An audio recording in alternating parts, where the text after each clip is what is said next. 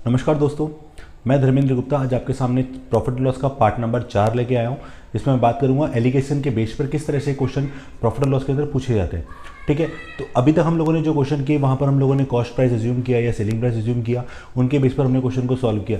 या फिर ऐसे बोलें कि क्वेश्चन ऐसे थे जहाँ पर विक्रय मूल्य समान था या फिर क्वेश्चन में क्रय मूल्य समान था, मतलब कंडीशन कहीं ना कहीं हमें ऐसी थी कि जो हम एज्यूम करके आंसर निकाल सकते थे। पर हम एलिगेशन के बेस पर उन क्वेश्चनों की बात करेंगे जहाँ पर हम केवल एज्यूम नहीं कर सकते या कुछ एज्यूम करके हम कुछ करना चाहें तो नहीं कर सकते, वहाँ हमें समीकरण बनाना पड़ेगा। अब अगर आप समीकरण नहीं बनाना चाहते तो आपको क्या करना पड़ेगा, एलिगेशन के बेस पर क्वेश्चन को सॉल्व करना पड़ेगा। मैं पहला क्वेश्चन स्टार्ट करता हूँ, उस क्वेश्चन को देखिएगा कि किस टाइप के क्वेश्चन एलिगेशन के बेस पर प्रॉफिट एंड लॉस में आपको मिलते हैं। ठीक है, तो पहला क्वेश्चन स्टार्ट कर रहे हैं, देखिएगा। तो देखते हैं आज का पहला क्वेश्चन क्या है हमारा।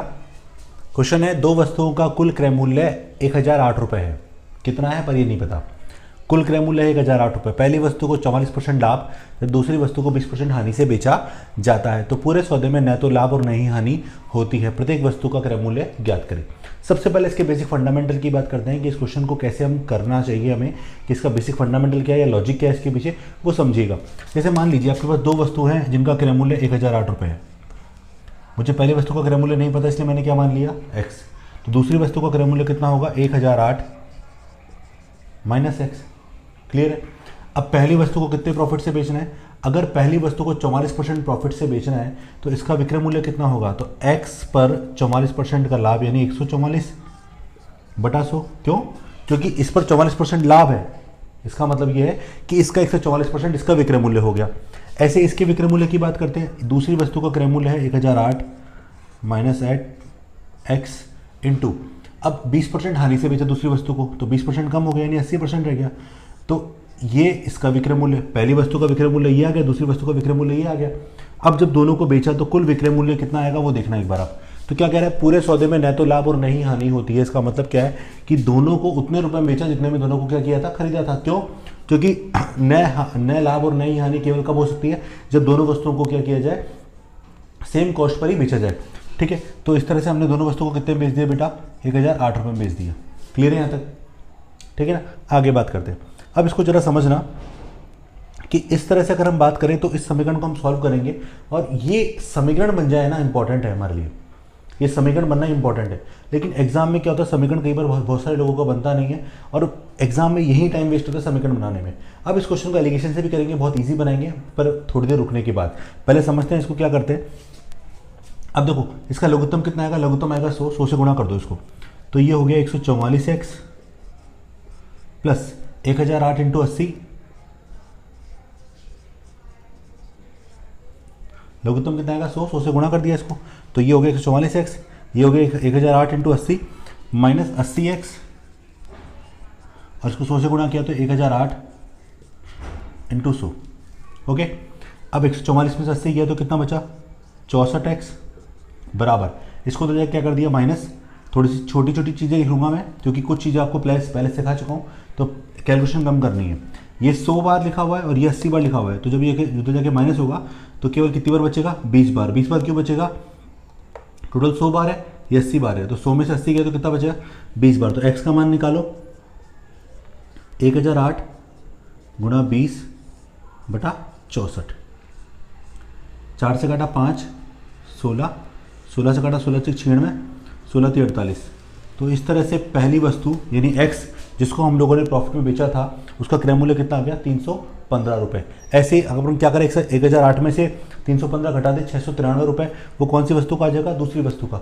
एक तरीका तो हमारा ये है, लेकिन हम चाहते हैं एलिगेशन के बेस पर करें इसको, क्योंकि कैलकुलेशन क्या हो जाएगी, ईजी।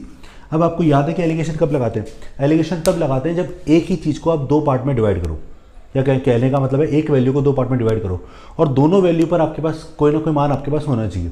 जैसे मान लीजिए अपन ने दो वस्तु ली, पहली वस्तु का विक्रय मूल्य ये रहा, दूसरी वस्तु का विक्रय मूल्य ये रहा और ओवरऑल विक्रय मूल्य ये रहा। एलिगेशन ऐसे ही पढ़ा था हम लोगों ने, जरा समझिए इसको। अब क्वेश्चन में क्या कह रहे हैं, पहली वस्तु को 44% लाभ से बेचा। मैं आपसे बोलता हूँ क्या अलग अलग, जैसे दुकानदार तो मैं हूँ, दुकानदार मेरे होने के बाद वहाँ पे दो वस्तुएं बेच रहा हूँ मैं।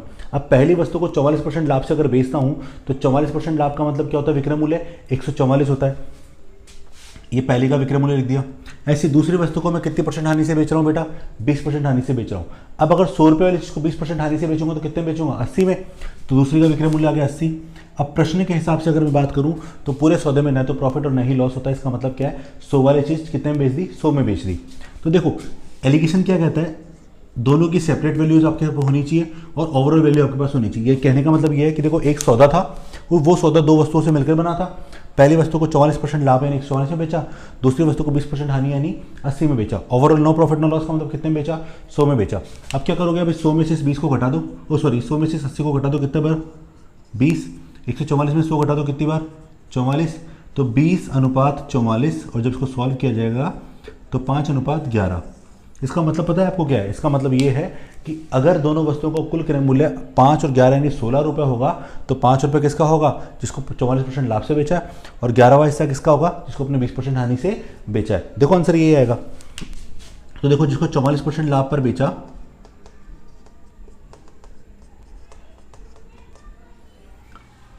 उसका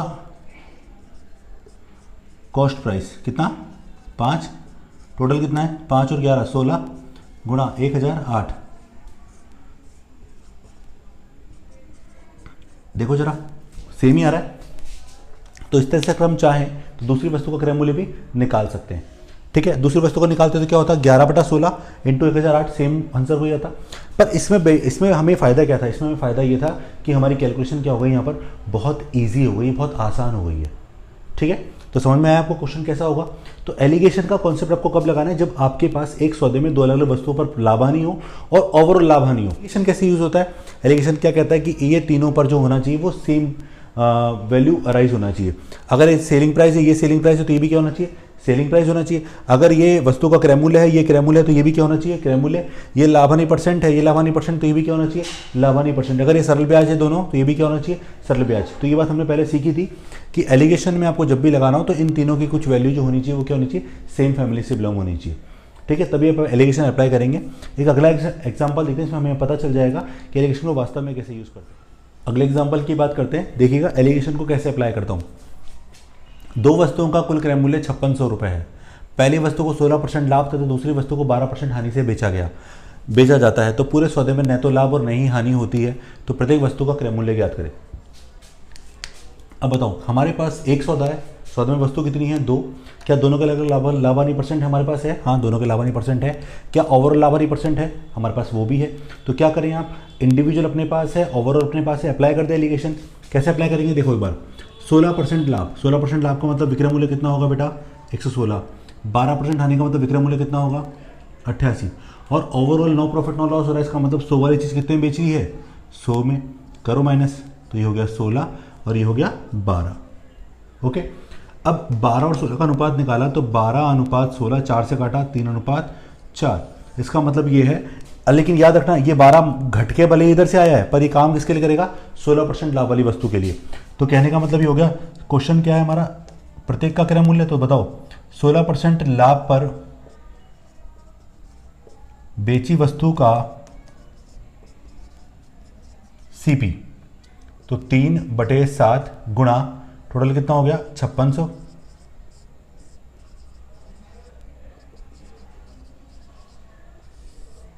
तो इस तरह से हमारी पहली वस्तु का क्रय मूल्य कितना आ गया 2400 रुपये। ऐसे अगर दूसरी वस्तु इसको 12% हानि में बेचा तो 12% हानि पर बेची वस्तु का सीपी 4/7 गुणा 5600 कितना आ गया 3200 रुपये। तो इस तरह से हमने क्या कर लिया, क्रय मूल्य। हाँ, आपके दिमाग में चल रहा होगा 12-16 देख के चल रहा होगा कि सर ये तो सीधा 16 और 12 के फॉर्म को उल्टा करके आ रहा है। हाँ सही है, वो उससे भी कर सकते हैं हम लोग।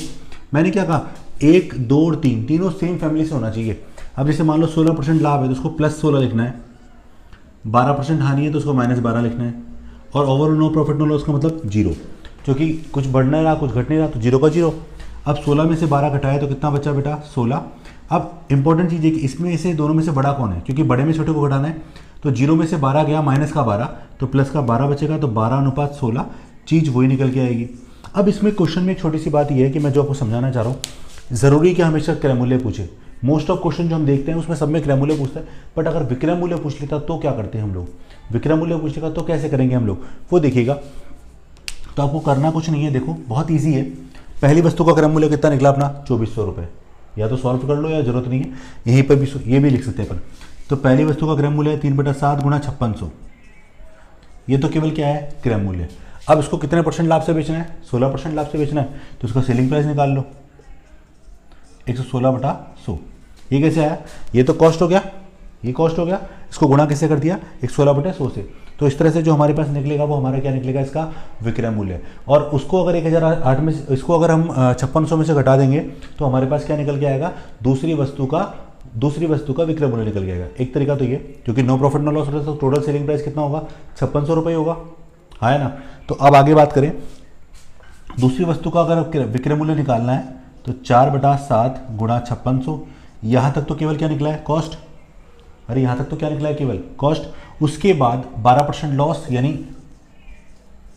88/100।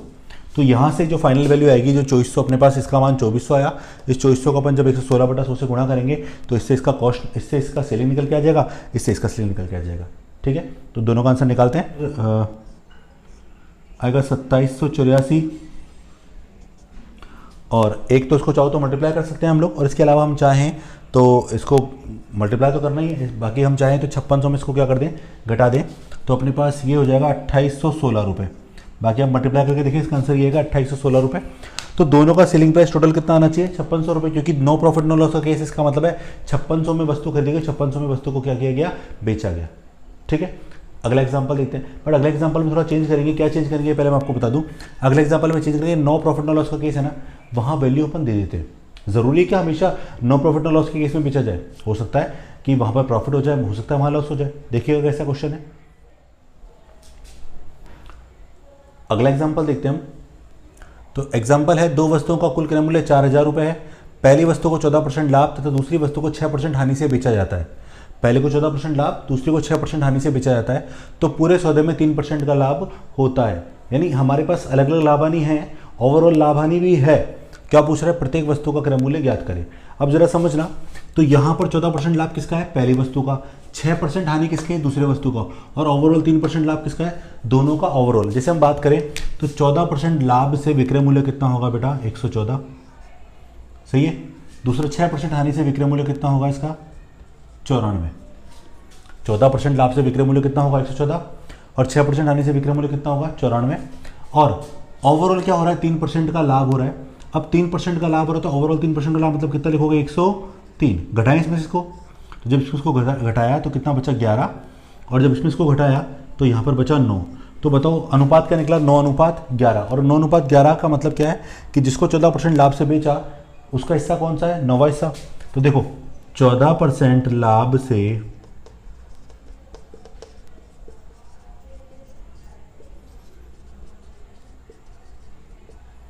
वस्तु का सीपी 9, टोटल कितना हो गया 20 गुणा 4000, कितना आ गया 1800 रुपये। ऐसे ही अगर अपन दूसरा हिस्सा यानी 6% हानि की बात करेंगे तो उस पर बात करें अपन 11/20 गुणा 4000, तो उसका क्रय मूल्य कितना आ गया 2200 रुपये। अब आपके दिमाग में होगा कि सर उसको अगर वैसे करें तो क्या होगा, तो उसको वैसे करेंगे तो देखो 14% लाभ का मतलब प्लस का 14, 6% हानि का मतलब माइनस का 6, ओवरऑल 3% लाभ यानी प्लस, तो प्लस का लिख दिया। अब घटाओ उसमें से 14 में से 3 गया तो कितना बचा 11, और 3 में से अगर -6 घटाऊंगा, 3 में से -6 घटाऊंगा तो 3 -6, तो ये हो जाएगा 3 + 6, जिसका मतलब हो जाएगा 9।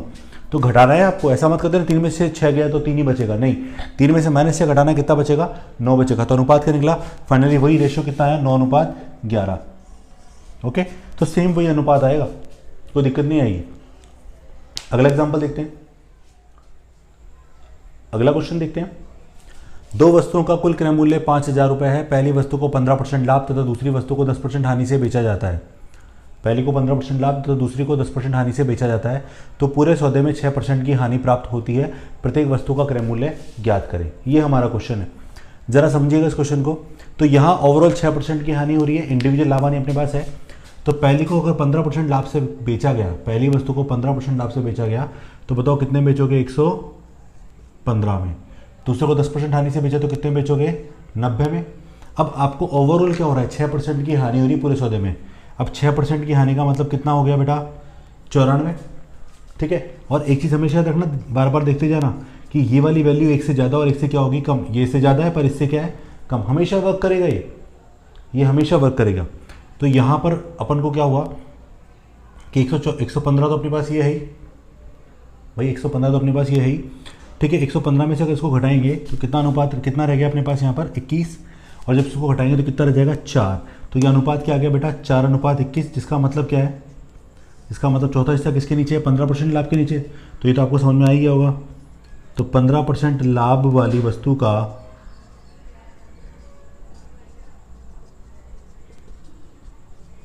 सीपी, तो 4 टोटल कितना? 25 गुणा 5000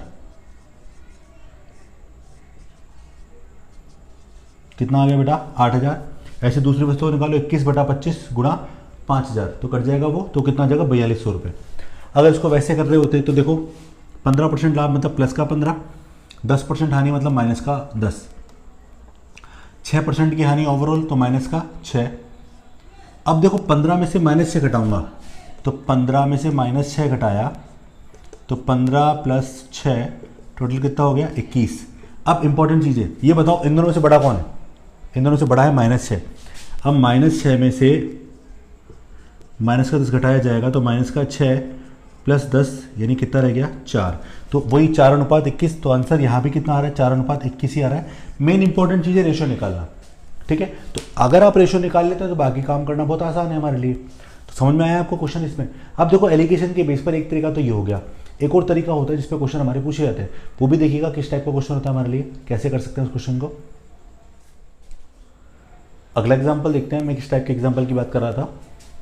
50 रुपये प्रति किलोग्राम मूल्य वाले चावल को 55 रुपये प्रति किलोग्राम मूल्य वाले चावल के साथ किस अनुपात में मिलाया जाए कि मिश्रित चावल को 57.20 रुपये के मूल्य से बेचने पर कितने % का लाभ हो?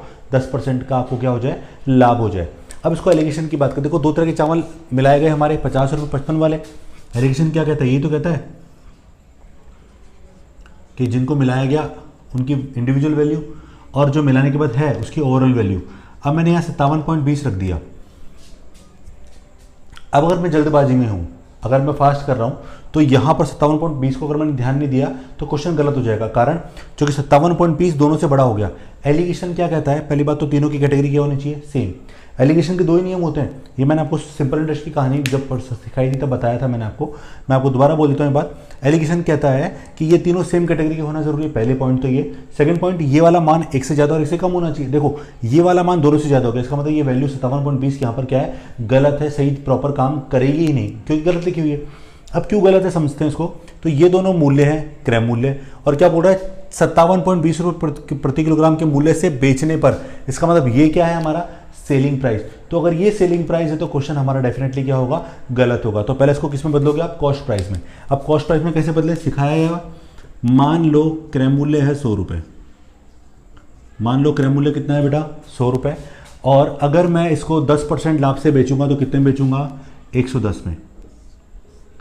अरे अगर क्रय मूल्य 100 रुपये है तो विक्रय मूल्य कितना होगा? 110। और वैसे विक्रय मूल्य कितना होना चाहिए? 57.20 रुपये होना चाहिए। तो 100 का मान निकाल लो।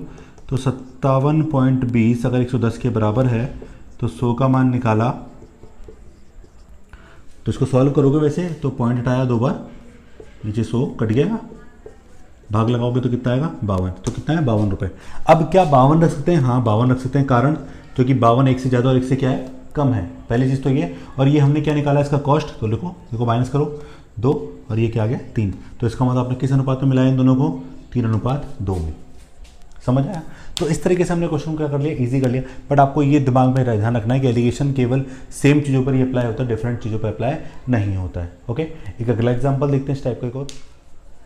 अगला एग्जाम्पल है हमारा 15 रुपये प्रति किलोग्राम मूल्य वाले गेहूं को 20 रुपये प्रति किलोग्राम मूल्य वाले गेहूं के साथ किस अनुपात में मिलाया जाए कि मिश्रित गेहूं को 21.60 रुपये प्रति किलोग्राम मूल्य से बेचने पर कितने % का लाभ हो?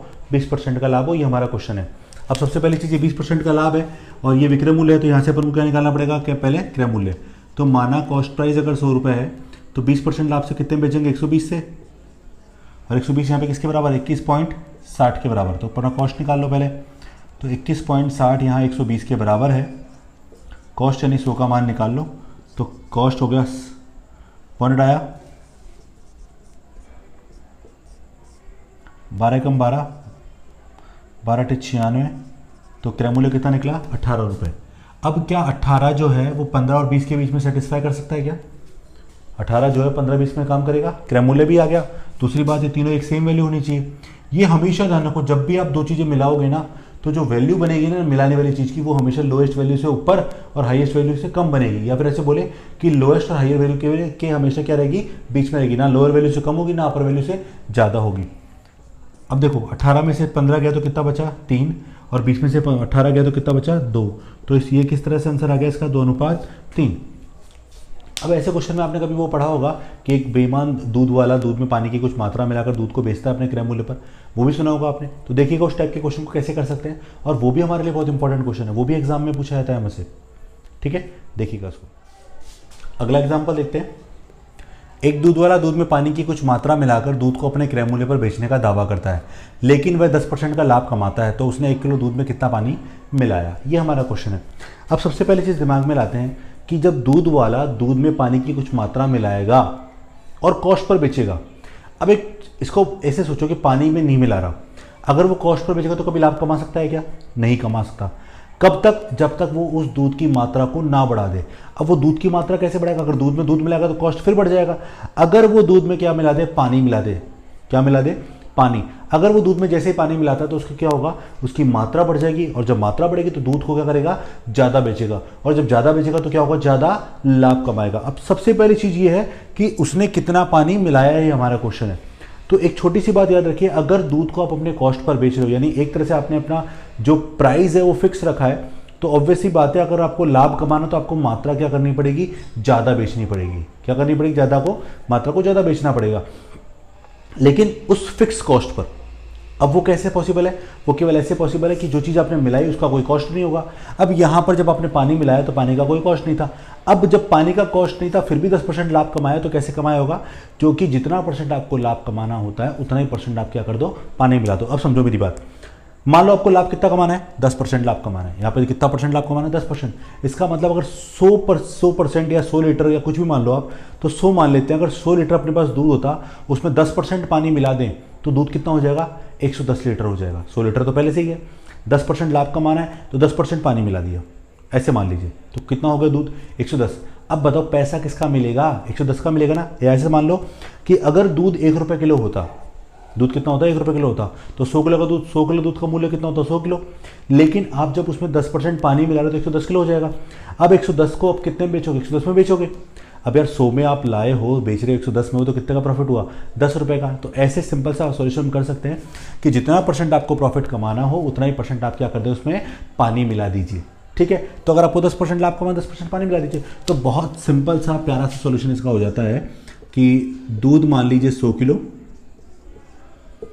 जितना परसेंट लाभ कमाना है पानी उतना मिला दीजिए, 10।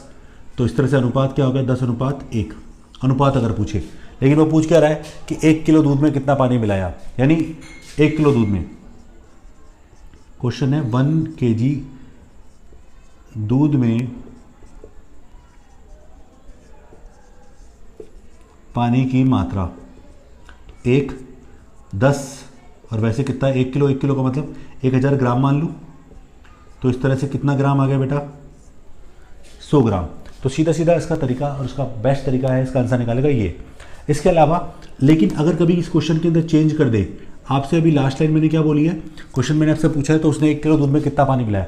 अब वो 1 किलो दूध की जगह आपसे क्या पूछ ले कि उसने मिश्रण में कितना पानी मिलाया। तो देखो अगर दूध 100 है, पानी 10 है, तो मिश्रण कितना होगा, 110, और यहाँ कितना हो जाएगा, 11। इसका मतलब अगर अपन ऐसे निकालना चाहें कि मिश्रण में पानी की मात्रा कितना परसेंट है, तो 1 पानी है, कितने मिश्रण में, 11। तो मिश्रण में पानी का परसेंट,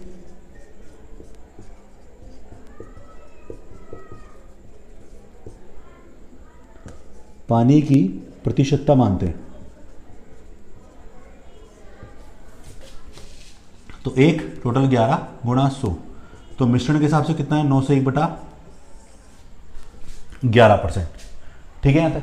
अब आगे बात करें, लेकिन ये तो चलो हो गया डायरेक्टली करने का, पर इसके पीछे बेसिक फंडामेंटल क्या है उसको समझते हैं। तो एलिगेशन ही लगाते हैं। जैसे मान लिया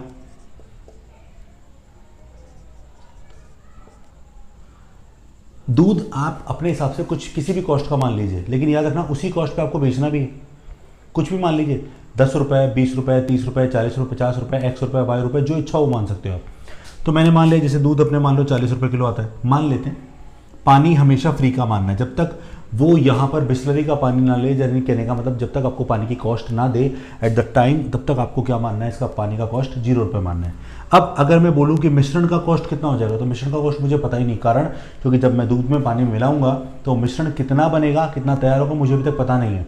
लेकिन क्या समझना है, वो देखो आपको ये पता है, आप मान लो दूध 40 रुपये किलो लाए हो, तो बेचो कितने में, 40 में। लेकिन याद रखना 40 में बेचने पर भी आपको कितने का लाभ होगा, 10%। तो यहाँ से कॉस्ट निकालो पहले आप। मान लो क्रय मूल्य 100 रुपये होता, तो 10% लाभ से कितने में बेचता, 110 में। लेकिन अभी हम क्या निकालने जा रहे हैं मैं आपको बता दूं, ये दूध का क्रय मूल्य है 40, ये किसका है, पानी का। मिश्रण का क्रय मूल्य निकालने जा रहा हूं, क्योंकि मिश्रण के क्रय मूल्य के बिना मैं इसका रेशो नहीं निकालता एलिगेशन की फॉर्म में। अब 100 रुपये क्रय मूल्य, विक्रय मूल्य 110, क्यों, क्योंकि 10% लाभ कमाना है। लेकिन प्रश्नानुसार मैं वो चीज़ कितने में बेच रहा हूँ, 40 रुपये में। कहाँ लिखा हुआ है, ये लिखा हुआ ना, दूध को कितने में बेचा, 40 रुपये में बेचा। ये क्रय मूल्य है, पर ये मिश्रण का विक्रय मूल्य है 40 रुपये। तो यहाँ से कॉस्ट निकालूंगा मैं, तो देखो 40 अगर 110 के बराबर है, तो 100 का मान निकाला, वो आ गया 400/11। बहुत इजीली निकाल लिया। तो यहाँ क्या रखूँ बीच में, 400/11 माइनस किया, 11 × 40, 440 माइनस 400 यानी 40/11, और जब इसको घटाया तो ये हो गया बेटा 400/11।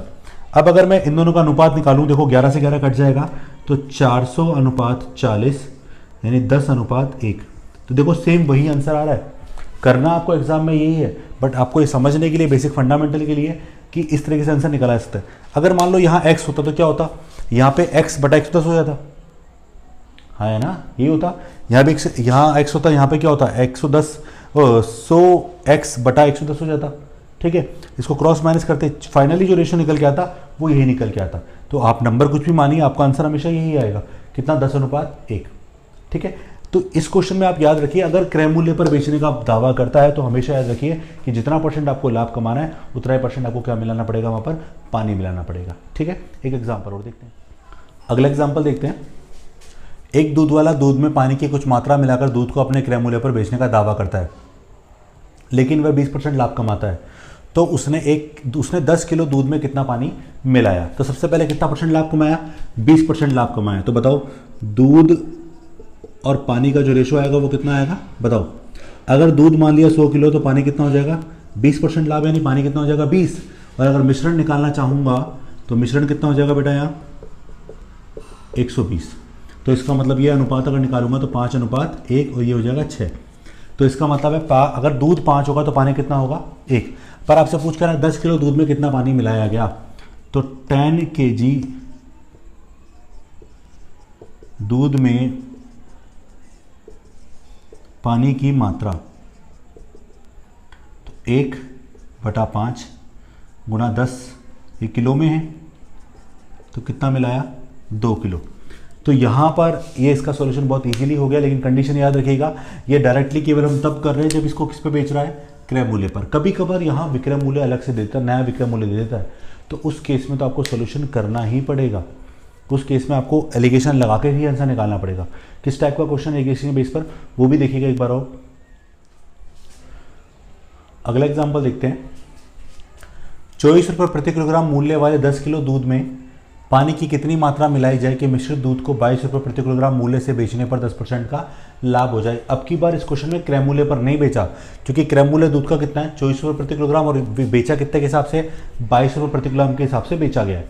तो सबसे पहली चीज़ ये है कि ये जो है ना, ये दूध का क्या है, मिश्रित दूध का क्या है, विक्रय मूल्य है। ये क्या है, ये विक्रय मूल्य, और उस पर कितना लाभ कमाया जा रहा है, 10% का लाभ कमाया जा रहा है। इसका मतलब है कि अगर आप इसको वैसे रटोगे ना कि सामान, अगर मान लो जल्दबाजी में आपको याद नहीं रहा कि ये सामान है, तो आपने क्या किया 10% के हिसाब से 10:1 कर दिया, क्योंकि 100 के हिसाब से 10% का मतलब 100 और वो 100 हमारा दूध हो जाएगा, 10 हमारा क्या हो जाएगा, पानी हो जाएगा। बट वो किस केस में अप्लाई करना है आपको, वो केवल उस केस में अप्लाई करना है जहाँ पर हमारा क्रय मूल्य जो हमारे विक्रय मूल्य के समान होगा। बट यहाँ पर क्रय मूल्य 24 रुपये और विक्रय मूल्य 22 रुपये, क्या समान है, क्या नहीं है। तो इस समान नहीं है तो इस केस में आपको क्या करना पड़ेगा, देखो दूध कितना रुपए किलो 24, पानी 0, दूध की मात्रा 10 किलो, उसको साइड में छोड़ दो क्योंकि मात्रा ही निकालनी है पानी की हमें, तो हमें पता नहीं है। तो अभी तो पहले अनुपात निकालने जा रहे हैं। तो 24 तो दूध हो गया, पानी 0 का हो गया। अब देखो 22 यहाँ बीच में मत रखना, क्योंकि 22 यहाँ पर क्या है, देखो 22 रुपये प्रति किलोग्राम के मूल्य से बेचने पर यानी सेलिंग प्राइस है, तो 22 हमारा क्या है, सेलिंग प्राइस। तो यहाँ से पहले कॉस्ट प्राइस निकालो। तो अगर क्रय मूल्य 100 रुपये माना, 10% लाभ से बेचे तो कितने बेचे, 110 में, और 110 किसके बराबर है यहाँ पर, 22 के बराबर। तो देखो 22 अगर 110 के बराबर है, 100 का मान निकाल लो, तो इसका मतलब क्रय मूल्य कितना आ गया यहाँ पर, 20 रुपये। अब 20 रुपये को आप बीच में रख दीजिए, तो ये 4, ये 20, तो 20:4, सिंपल मतलब हो गया 5:1। इसका मतलब ये है, अब वैसे करते तो आंसर क्या आता, 10:1 आता, बट यहाँ कितना आ रहा है, 5:1। अब इसका मतलब ये है कि 5 किलो अगर दूध होगा तो 1 किलो क्या होगा, पानी। पर 5 नहीं है, वास्तव में कितना है, 10। तो 5 का मान यहाँ पर 10 है, तो बताओ 1 का मान कितना हो जाएगा, 10/5, 2 किलो। तो इस तरह से हमने 10 किलो दूध में कितना पानी मिलाया है, यहाँ पर 2 किलो पानी मिलाया है। इसको एक एग्जाम्पल से और देखते हैं, फिर हम ये वाला कॉन्सेप्ट खत्म करेंगे। ओके, अगले एग्जाम्पल की बात करते हैं। 65 रुपये प्रति किलोग्राम मूल्य वाले 50 किलो दूध में पानी की कितनी मात्रा मिलाई जाए कि मिश्रित दूध को 62.5 रुपये प्रति किलोग्राम मूल्य से बेचने पर 25% का क्या हो जाए, लाभ हो जाए। अभी भी यहाँ पर देखो ये 65 रुपये क्रय मूल्य है, जबकि 62.5 रुपये क्या है यहाँ पर, विक्रय मूल्य। सबसे इंपॉर्टेंट बात यह है कि 62.5 में बेचा तो भी कितना प्रॉफिट हो रहा है मुझे, 25% का प्रॉफिट हो रहा है। तो यहाँ पर पहली बात यह है कि ये विक्रय मूल्य उसके क्रय मूल्य के समान नहीं है। अब समान नहीं तो आपको कॉन्सेप्ट फॉलो करना पड़ेगा। कैसे, देखो 65 रुपये पहले वाले दूध का, ठीक है, और पानी का कितना, 0। अब 62.5 बीच में रखूंगा नहीं, अगर रखूंगा तो गलत हो जाएगा। तो देखो कैसे करूं, मान लिया क्रय मूल्य 100 रुपये, मान लिया क्रय मूल्य कितने रुपए, 100 रुपये। 25% लाभ से कितने में बेचोगे, 125 में बेचेंगे, ठीक है। अब 125 यहाँ किसके बराबर है, 62.5 रुपये के, क्योंकि विक्रय मूल्य है ना ये हमारा। तो कॉस्ट निकाला, तो 62.5 अगर 125 के बराबर है तो 100 का मान निकालेंगे। 25 से काटा 4 बार, 5 बार, ओके। अब 5 से काटा इसको, तो 5 से काटा 12.5, इसको इससे गुणा किया तो कितना आ गया बेटा, 50 रुपये।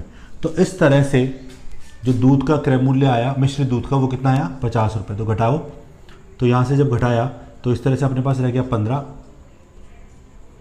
और ये कितना रह गया बेटा, 50। तो इसका मतलब 50 और 15 अनुपात निकाले, 5 से काटा 10:3।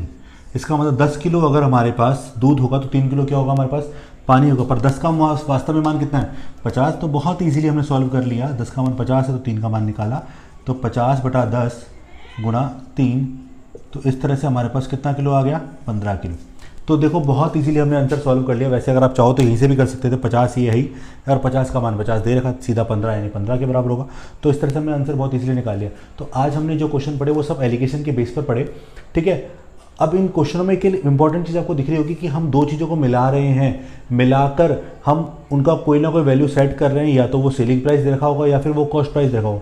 सेलिंग प्राइस देखा होगा तो हम पहले कॉस्ट प्राइस निकालते हैं, फिर एलिगेशन का यूज़ करते हैं, ठीक है। तो एलिगेशन से जो क्वेश्चन पूछे थे बहुत इंपॉर्टेंट होते हैं, क्योंकि एलिगेशन वाले क्वेश्चन अगर हो सकता है एग्जाम के अंदर लाभ हानि ना हो, लेकिन अनुपात समानुपात हो तो भी पूछ लेते हैं, क्योंकि अनुपात के बेस पे क्वेश्चन होता है ये सॉल्व, ठीक है। तो ये आपको आना चाहिए, बहुत अच्छा क्वेश्चन है। और कल हमारा बहुत इंपॉर्टेंट पार्ट आएगा जिसके अंदर हम बात करेंगे मात्रा वाले क्वेश्चन की। अभी तक हम जो पढ़ रहे हैं ना वो सब मूल्य वाले केसेस है, मात्रा वाले केसेस नहीं है। तो कल हम जो नेक्स्ट क्लास हमारी आएगी उस क्लास के अंदर हम बात करेंगे कौन से वाले केसेस, मात्रा वाले केसेस, ठीक है। तो नेक्स्ट क्लास में मिलते हैं हम लोग। तो इसकी प्रैक्टिस करिए। ये हमारे मूल्य वाले केसेस जो था हमारा एक पोर्शन कंप्लीट हो गया।